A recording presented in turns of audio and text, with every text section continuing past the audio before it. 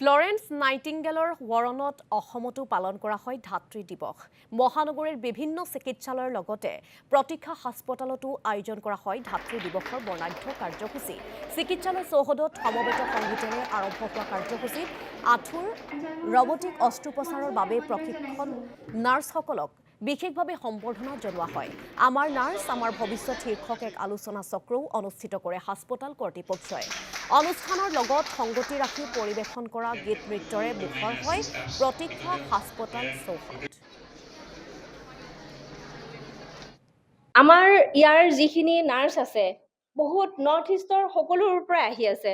মণিপুৰ, নাগালেণ্ড, অসমৰখিনিতো আছেই। লগতে তেওঁলোকৰ যিখিনি প্ৰতিভা, তেওঁলোকৰ প্ৰতিভাখিনি আজি আপোনালোকে দেখা পাব।